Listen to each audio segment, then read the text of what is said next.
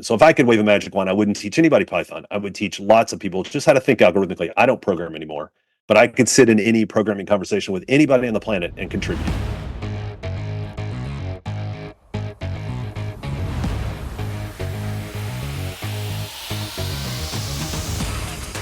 Good morning, good afternoon, or good evening, depending on where you're listening.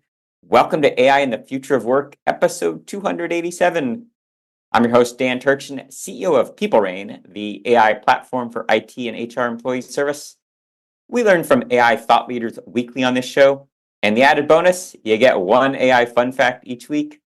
Today's AI fun fact: Margaret Mitchell, Chief Ethics Scientist at Hugging Face and founder of Google's ethical AI team, writes in Time Online that ethical AI isn't to blame for Google's recent Gemini debacle. In the article, Mitchell argues that the idea that ethical AI work is to blame is just wrong. In fact, Gemini showed Google wasn't correctly applying the lessons of AI ethics. Where AI ethics focuses on addressing foreseeable use cases such as historical depictions, Gemini seems to have opted for a one-size-fits-all approach, resulting in an awkward mix of refreshingly diverse and cringeworthy outputs. One of the critical pieces in operational ethics in AI is articulating foreseeable use, including malicious use and misuse. That means working through questions such as, once the model we're thinking of building is deployed, how will people actually use it? And how can we design it to be as beneficial as possible for these contexts? It's a well-researched piece from a great researcher who's a true domain expert. I encourage you to read the full article, which, of course, we will link to in the show notes. Now, shifting to this week's conversation, Kendall Clark is the co-founder and CEO of Stardog, a leading enterprise knowledge graph platform that boasts customers like Morgan Stanley, Raytheon, Bosch, and NASA. Kendall started the company in 2016 based on a vision about how the world should access data in a meaningful way. He taught himself to code in his 20s and is on a mission to help mere mortals have, in his words, aha experiences with data more often. Stardog recently launched VoiceBox, a conversational data platform that helps knowledge workers speak to enterprise data. Thank you to mutual investor Jonathan Pearl from Boulder Ventures for the intro to Kendall. And without further ado, Kendall, it's my pleasure to welcome you to AI and the Future of Work. Let's get started by having you share a bit more about your background and how you got into this space. Thank you, Dan. Always fun to spend time with you. This is not our first time, it won't be our last, but I think it's the first time that's been recorded and memorialized for others. So I feel a little bit of extra pressure to be clever and witty. I'm sure you're all pro, so you don't feel the pressure. Take my lead from you. Yeah, I'm Kendall Clark, one of the founders of Stardog. When my two co-founders and I met at an artificial intelligence laboratory, one of several at University of Maryland, College Park back in the day, it was pretty apparent pretty early that we would start a company. And the question back then is, why are three AI guys starting a data management company?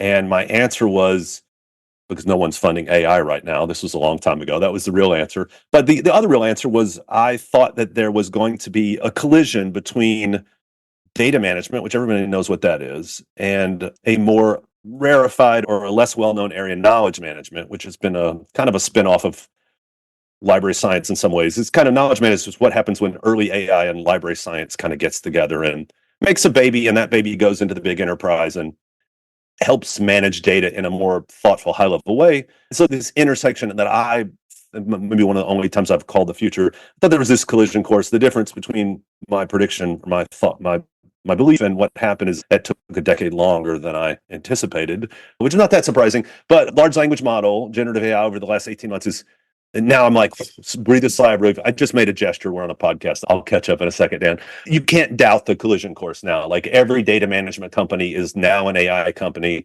Every AI company kind of perforce has to be either be a data management company or give serious thought in a new way to data. I like to compare this to fancy race cars that run on high octane jet fuel.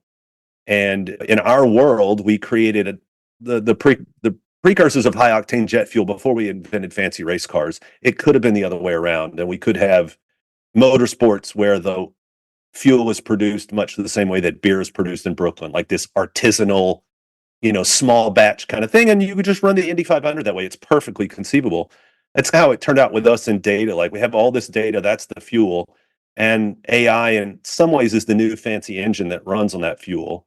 And what we're really focused on at Stardog is the intersection of those two things, in the sense that first, there needs to be a reliable industrialization of data, if you will, to power all these AI insight engines. And then inside of that larger vision, the recent launch of VoiceBox is about enabling ordinary folks. Knowledge workers is a fancy term for just saying people in an enterprise who know things but don't program. This is an important constituency, and it's telling, I think, that there's not a good name for it. We in the software business, I know you've had this conversation like I have a million times. It's very unsatisfying. We break the world down into technical people and not technical people. And all we mean by that, by the technical people, is the people who can program, and the not technical people are everyone else. And that's nonsense, right? So our customers and users are business analysts in supply chain who have lived abroad, speak 3 languages, 2 master's degrees, and know everything about producing drugs from raw feedstocks globally. That's an extraordinarily technical human being. And the vision behind VoiceBox is to give that person access to the data so they can do their job, have those aha moments you mentioned, and basically get IT out of the way. So in that sense, I am very long on AI and very short on the notion that there's a skills gap and everybody needs to learn SQL and Python. I think that's bullshit. That's a technical term. It's nonsense. And I think, this is one of the places where Stardog and People Reign, different kind of companies, to be sure. But I think we have that kind of in common. We're both trying to, as sappy as it may seem, empower the people with access to the good stuff. And I do believe the most important algorithm in the world, or that we know of, is a smart, well-informed, motivated person with a little bit of free time to think. And that's who creates value in this world, or that's what creates value in this world. And we're trying to, with Startup VoiceBox, let them do that more often, right? So you and I are steeped in the domain of knowledge management, but many listeners probably aren't familiar. It seems kind of jargony. And maybe if you could unpack knowledge management pre and post AI, and if you could, talk us through a customer story. Make it real for us. Yeah, okay. Tipped my hand already by just saying, like, knowledge management pre-AI, you really should think about as library science. Like, all the work that librarians do to organize information as an explicit bit, that's their work, right? Their inputs are, if I can be a little academic about it for a second, their inputs are the construction of knowledge. Like, we have industries in our world that one of their jobs or one of their purposes is to create knowledge. And that's not necessarily new facts, but valuable, impactful facts, solutions to problems effectively. Universities do that, right? Pharma does that in some ways. We were talking before about some mutual customers we have in the scientific laboratory instrumentation kind of space. We mentioned NASA. These are just organizations where the point of which is to find out new things that make life better, give us more control over nature, for obvious benefits, explore the universe. How does reality work? Even things as non-dramatic as, therapeutic, sociological, psychological things for managing human nature, managing wellness, and these sort of. This is also knowledge production capability. Before AI, knowledge management was typically an enterprise function that was trying to explicitly, in a kind of on the model of library science, organize the knowledge of the business. Now, not the data of the business. This distinction is crucial. The data is what's in the documents, the sentences and words, and it's also the records and the databases. There's other sources of data, but that's the biggest lumps of data in the enterprise. So knowledge management was not intended to organize data. It was intended to organize knowledge, schemas, policies, normative, things that have to be true for the enterprise to work. Now, after AI and the collision course that I was like betting on, is now we have the joke I've been making recently is I have always thought of documents as kinds of degenerate databases. They're like crappy little databases with a terrible query language. But now in the Gen AI era, we have powerful query languages for documents, and they act a little bit more like a database. So knowledge management is changing under pressure of Gen AI, in just in the sense that the work people do is still valuable and still matters to organizing information, but the work itself has changed, right? So there's less explicit input. I'm going to arrange all these topics and papers into a tree of knowledge. This is what the key output of knowledge management in the West is the Library of Congress subject headings, which is this extraordinarily huge, you're nodding your head, multi-volume thing that just organizes basically everything people know into a big tree, and so that everything finds its place exactly, so that spatially, this is 2024. For younger listeners, this will seem a strange thing, but I promise, we used to go to these large buildings, and that's where the knowledge was. And we would move around spatially throughout, go to the 5th floor if you're interested in religious studies, my old field, go to the 8th floor if you're a chemical engineer, and if you're wanting to learn about fractionization of polymers in the petrochemical refinery, that's the 7th shelf on the 8th floor. If you turn right at the elevator, that's where the knowledge was. And the point of Library of Congress subject headings was to organize that physical space and thereby organize knowledge. In the post-web world, the post-internet world, and now the AI world, where AI is a real thing, that work is going to change. And we don't really go to those places anymore so much, although the universities are still full of libraries. But the work of organizing knowledge in a more fluid and adaptable way, we're going to push off onto computers. And the benefits of that, both for enterprise, for any kind of large organization, are pretty abundant. And in terms of a user story, I guess maybe we can talk about NASA for a second. They've been a customer of Stardog for many years. And what we do there is partner with them to organize the flow of information around return to moon and Mars mission planning and actual mission launch. So that's a knowledge production, a large scale distributed, human knowledge production effort, but it also results in rocket science, rocket ships that actually go places.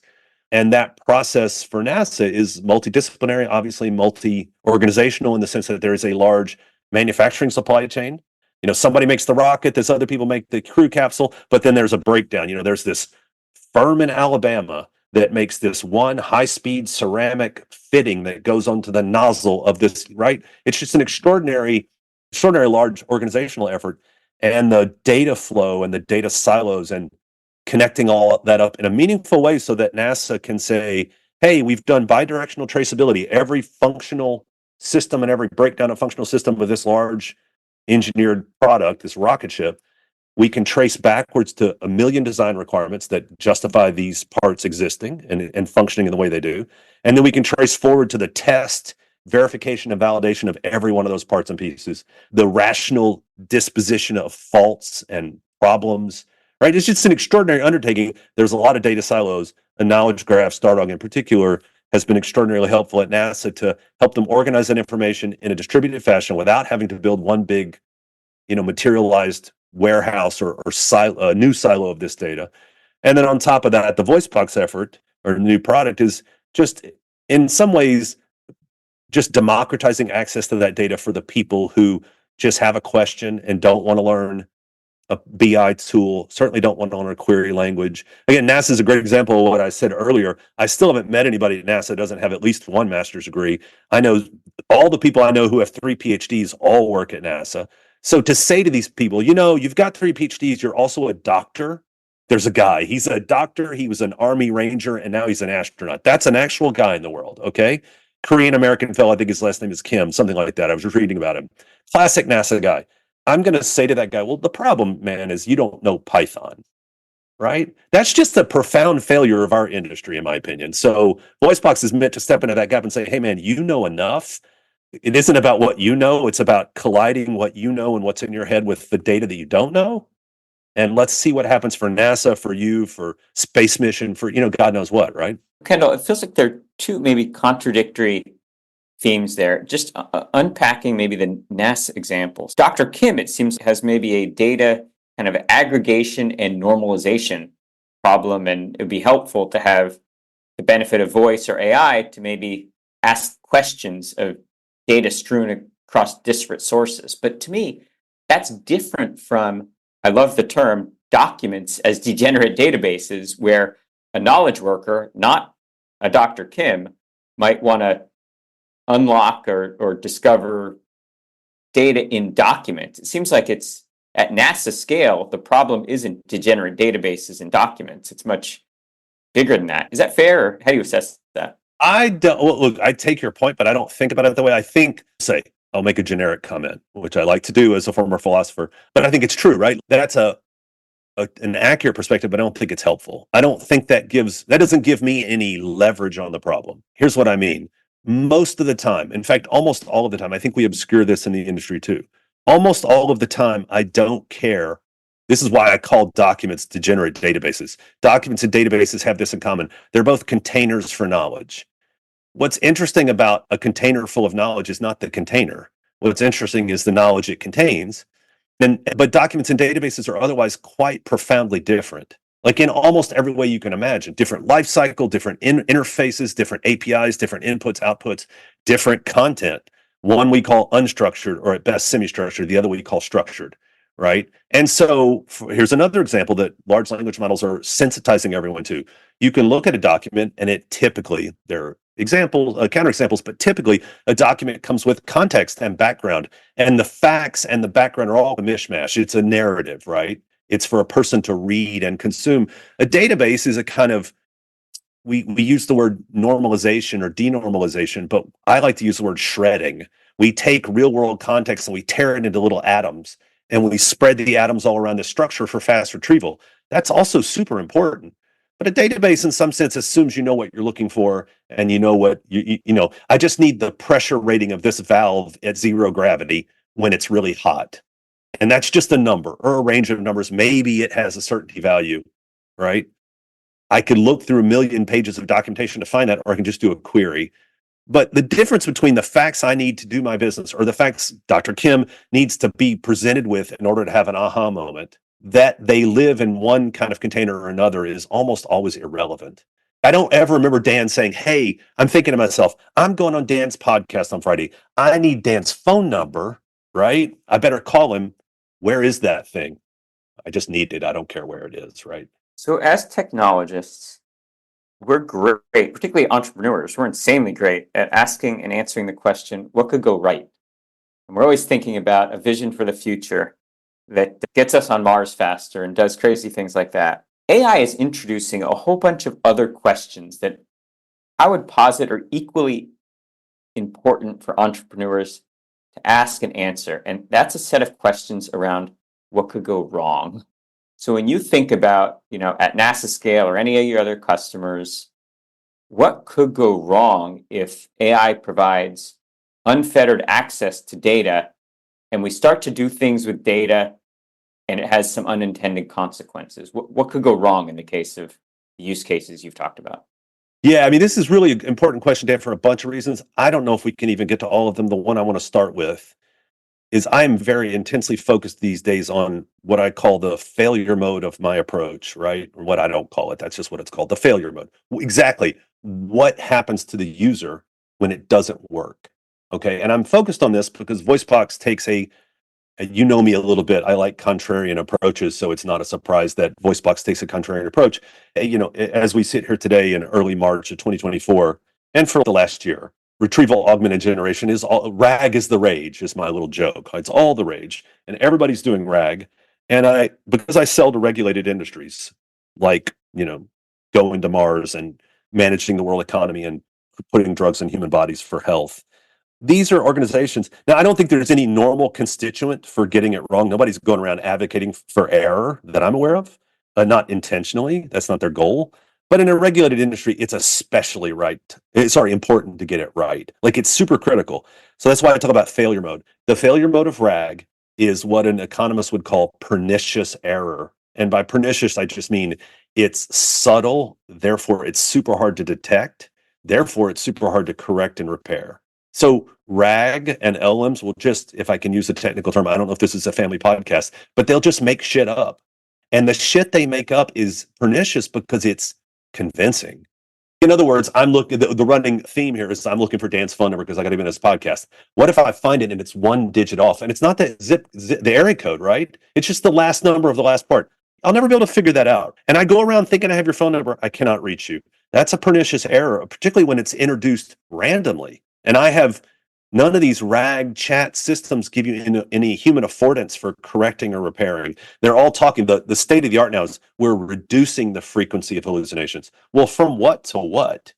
60 to 40%. In a regulated industry, 0 is the only really acceptable number. So the alternative that Stardog takes, and it's clear in the literature, we did not create this. It's called semantic parsing. I'll be a little nerdy for a second. This is an AI podcast. The failure mode of semantic parsing is a person. We'll go back to Dr. Kim. I hope I got that name right, by the way. If we've invented this guy, I've confabulated, I have hallucinated. But there was a guy like that. I may forgive my apologies if I've got his name wrong. He has a question. So he is in an epistemic debt. There's something he wants to know that he doesn't know. He comes to a RAG system. He asks this question, and maybe 1 in 10 or 1 in 20 or 1 in 3 times, it just makes some stuff up. He goes off thinking that's real, not good.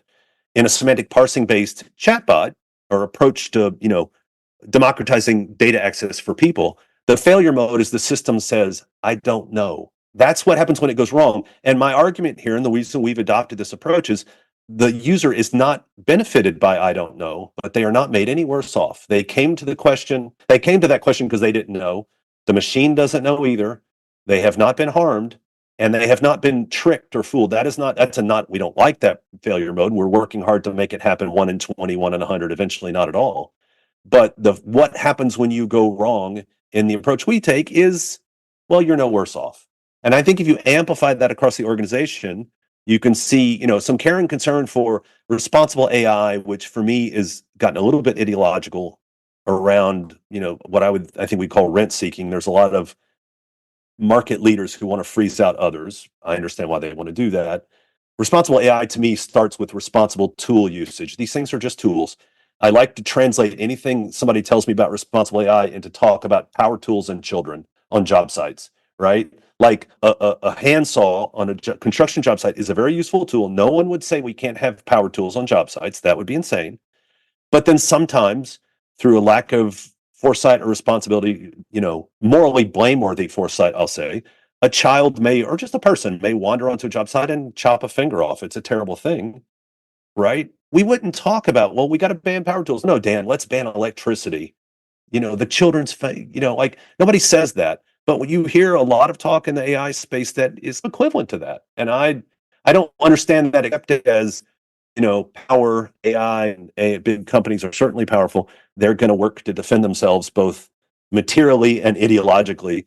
And I think I would like to hear more counter voices to this, responsible AI thing. I think we need more precision. We need to grow up a little bit, and we need to demystify the AI business. If it's not a regulation you'd pass on a carpenter about the use of his tools, I think you should ask yourself, is it a regulation or a posture we should limit ourselves with these tools? And of course, I should say this is all against the backdrop of I have deep skepticism that AI in my lifetime is going to get out of control and going to become sentient. I think that's all hooey. I refuse to believe it. There's no reason to believe any of that stuff. So I guess if you have this view that, somebody will say that's clever, well, a power tool isn't going to be godlike. Well, fair enough. Okay. A godlike power tool, we want to regulate differently. But I think it's just as likely that a large language model becomes godlike as a Black and Decker, hand tool does. I'm very short on that idea. So maybe that explains my skepticism. But yeah, anyway, I appreciate the question. It is an important question for folks like us. What happens when things go wrong? So I'm going to dig a little deeper in that.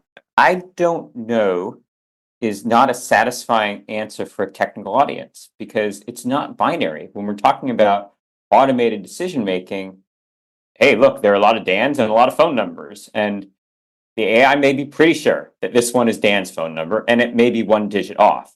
So that it implies there's some kind of a confidence threshold that determines whether the automation risks making a false positive, making a recommendation that is 1 digit off, versus a false negative where it says, I don't know, and maybe it actually did know. How do you think about instrumenting that trade-off between false positives and false negatives before having the bot err on the side of being conservative and just saying, I don't know, which is casually maybe correct, but may not be as helpful as it could be? Yeah, let's be clear. It's definitely not as helpful as it could be.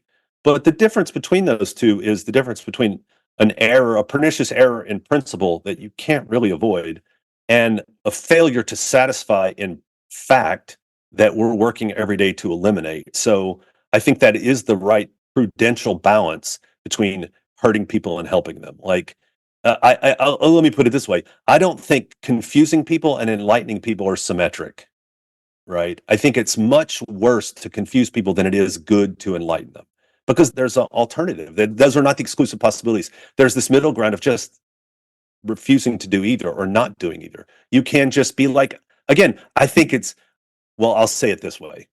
Everybody gets pissed off. I get pissed off when the machine says, I don't know. The job of the machine is to know. But we love it when a person says, I don't know.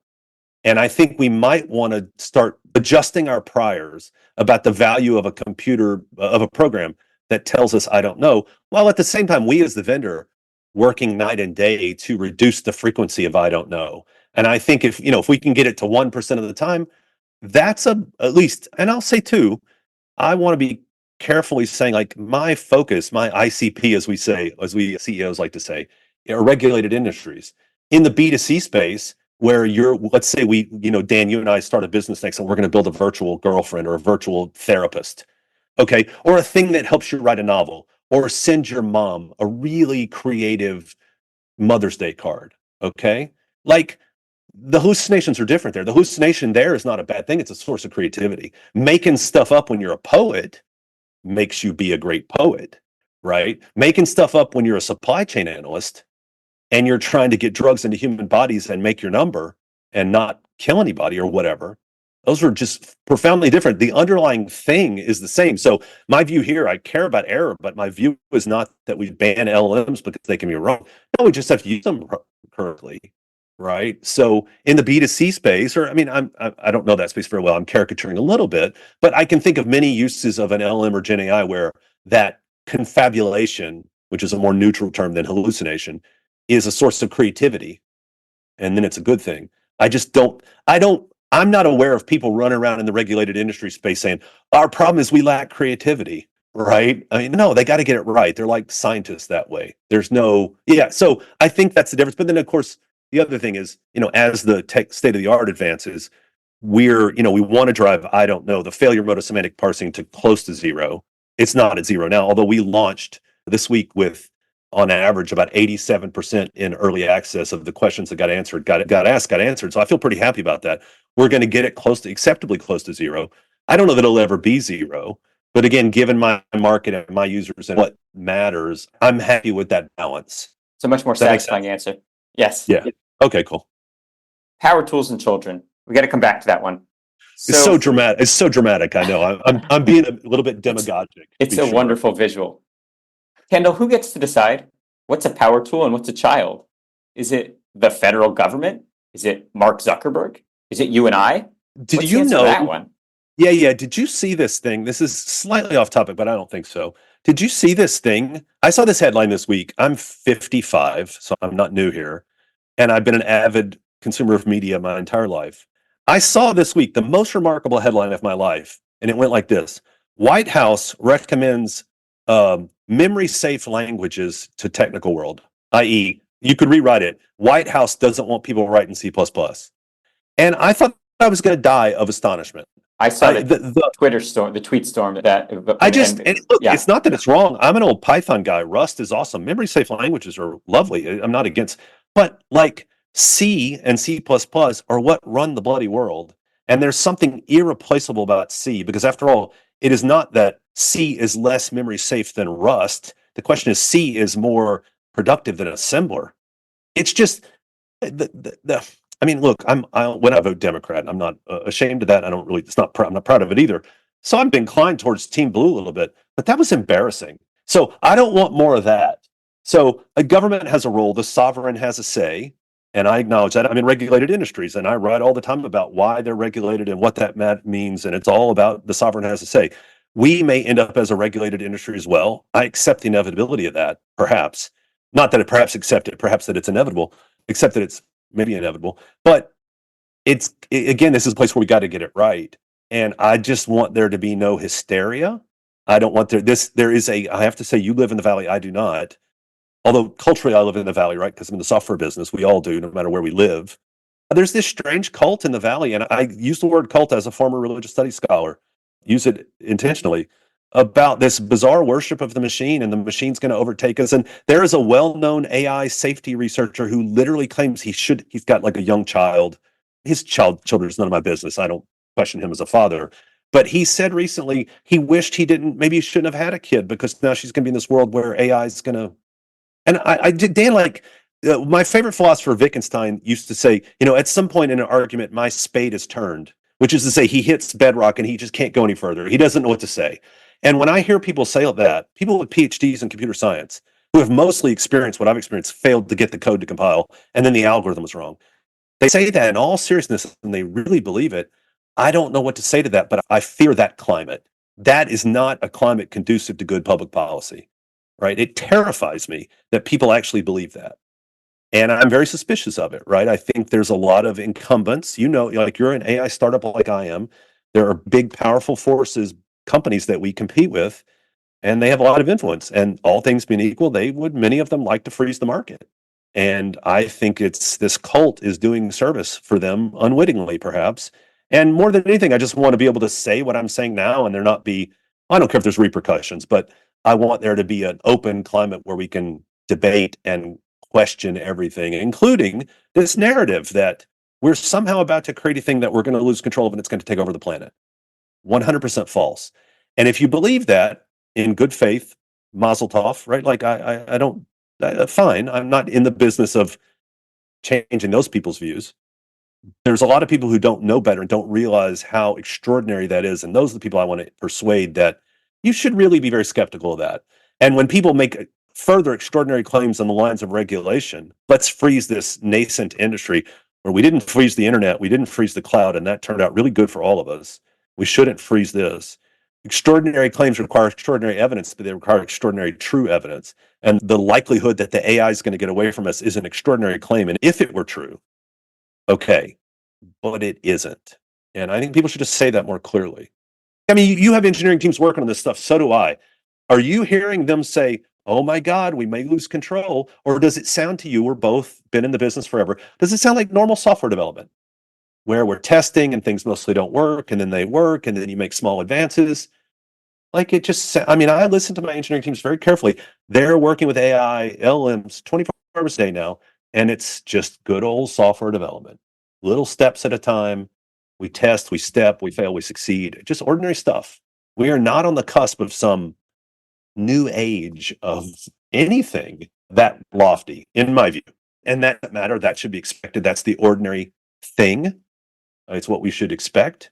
So in that sense, it's not interesting at all, except that there are other people in the policy space, like I'm no big fan of necessarily of OpenAI, but the reasons that Sam Altman got ousted, there are people on that board who really believe that, like the AI Jesus was going to come out of the machine and take over the world. It's just, anyway. Tom Wheeler, who was the former FCC chair, who famously championed net neutrality under the Obama administration, was on the podcast recently. And he shared something that blew my mind. I believe, someone can fact check this in the archives, but one member of Congress has an engineering degree. And he actually went on to make the argument why it's still okay to have Congress regulate AI. I disagree. My question for you is, should Dan Turchin grade PeopleRain's homework, and should Kendall Clark grade Stardog's homework?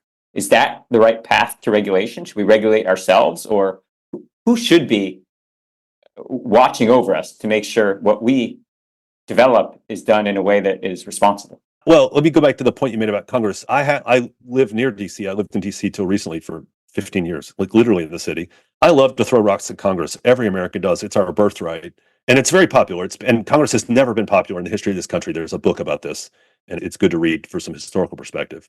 But I won't throw that rock at Congress. I do not have an engineering degree, sorry to say. And and this platform is my technical vision. So engineering degrees are funny things. I would just say that there's not a single member of Congress who has the slightest idea how to think algorithmically. I do not have an engineering degree, but I know how to do that. And so just to be, not to correct Tom Wheeler, he's a smart, important guy, but the real failure is generally a failure in the culture. And while I say I don't want to tell people with many master's degree to learn Python to do their job, I do think general computer literacy, by which I really 100% mean think algorithmically, is super important. So if I could wave a magic wand, I wouldn't teach anybody Python. I would teach lots of people just how to think algorithmically. I don't program anymore. but I could sit in any programming conversation with anybody on the planet and contribute. So that's important. Now, to your other point, no, I mean, I'm the capitalist. I think the market should decide. I think the market should grade. I mean, the first thing to say is, let's say that we are going to do something just counterfactually. Either of us is going to do something horribly irresponsible with our AI, but we just shit the bed commercially, pardon the French. It doesn't matter. I mean, like, why spend time on, who cares? So the companies that matter should be the ones that are viable. And the market has a good way of sniffing out BS. One of the things I'm arguing for here is and making an anti-rent seeking position, rent seeking just being the idea that the sovereign's going to distort the market on behalf of its friends, right? Which I think is the function of all this cult of AI godliness or whatever, powerfulness. So I think that will hurt the market. I think that will actually create space for bad, either just sloppiness, accidental harm, or just malfeasance, right? So the market should decide. It's too complex a question otherwise. There should be guardrails.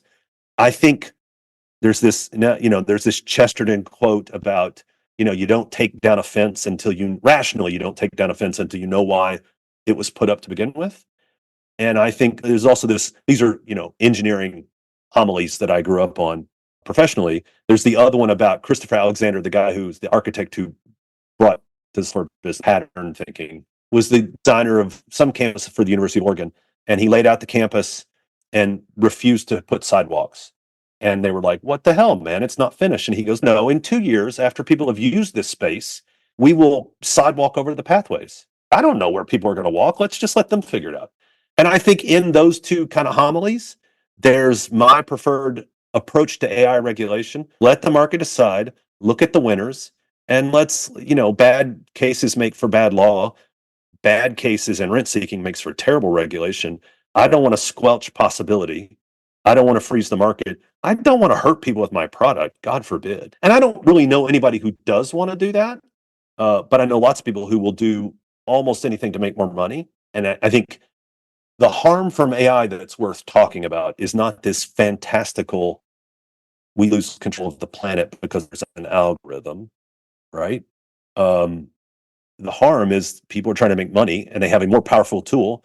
And on a small but meaningful in an aggregate basis, they just erode people's privacy. They erode some consumer protection. It's undramatic, Dan, and it's not very sexy, and it's not going to catalyze, some VC to put another $1 trillion in or whatever. But it's the real thing that's in front of us. So I think policy conversations must be had by adults. Let me put it that way. Serious, sober-minded, frankly, boring people who are focused on real harms and the prevention of real harms, not telling scary stories to make the know-nothings in Congress jump around and do something stupid. Kendall, we are just getting started, and we're going to pick up a lot of these themes in our next conversations. I'm going to commit you to another one of these, all right? Happily. Now, I'm not like, off the hot seat without answering one last question for me, all right? This is an important one. So in 286 episodes, you're the first guest who has used the term epistemic debt.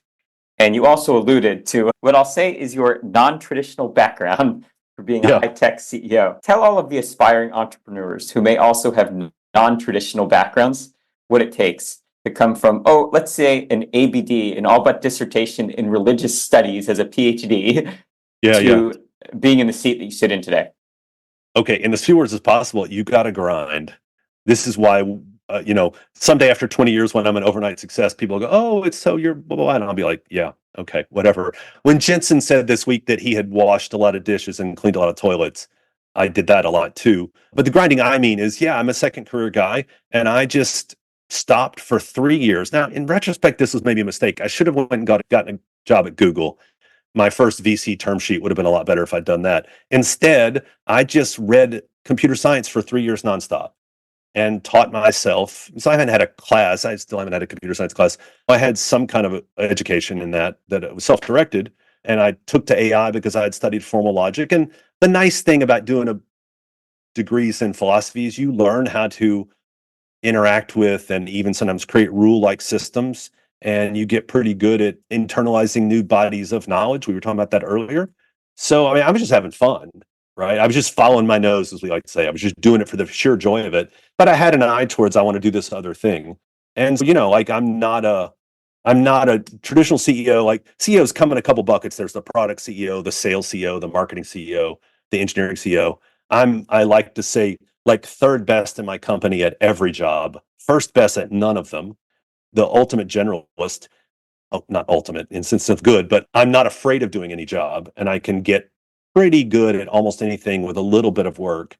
And I got a high output and a high motor. I was taught to work hard. I'm very much a Protestant atheist in the sense of work ethic. And yeah, I mean, someone said to me recently, "Oh, you like to work hard. I like to work smart." And I said, "Actually, I like to do both. And the people who win are the people who do both. And you can control your effort." So I think, and I know this is a cliche, but I mean this very seriously. Like I can simultaneously say I work 7 days a week and I've never worked a day in the last 10 years, right? Because I absolutely love what I do. I'm obsessively love what I do. And to me, it doesn't feel like work. And this thing that I don't call work, I do all the time, right? And I'm not saying that to brag or whatever, but you know as well as I do, Dan, that the entrepreneur game is very difficult. The odds are very long against success. The last thing I can live with myself someday, no matter the outcome, if I can look back, in my heart, this isn't a matter of accountability outside anywhere, but inside of me, I can just say I did everything I could. And if I couldn't say that, I couldn't live with myself. That's my motivation. And yeah, this non-traditional background, I mean, everybody's making this shit up as they go. There is no such thing as traditional background. I guarantee you, Sam Altman, if he has a computer science degree, he had no more than 2 AI courses. Not to shit on Sam Altman, of course. But dude, like we're making a new thing every day. Nobody went to school for this stuff. It's fine. You've got to find that little imposter voice inside you and strangle it mercilessly. So anyway, yeah. Brilliant. Well said. Thank you. Kendall, thanks for hanging out. This has been a lot of fun. I appreciate it, Dan. We're going to have you back again. But before I can let you go, where can audience learn more about you and Stardog and VoiceBox? Stardog.com is the kind of normal place. Stardog.ai has the VoiceBox stuff. We launched a new property this week. My marketing team will kill me if I only say the .com. There's some stuff at both places. But yeah, we got into the market on Wednesday. It's available in Stardog Cloud. And anybody can get a free trial by filling out a, name and email address and get started. I'm looking forward to seeing what we can make of it. And I appreciate the time and the attention, the interest, Dan. We're all rooting for you. All right. Come back soon. Hang out again. All right. I will do that. Thank you. All right. Well, that is all the time that we have for this week on AI and the Future of Work. I'm your host, Dan Turchin from PeopleRain. And of course, we're back next week with another fascinating guest.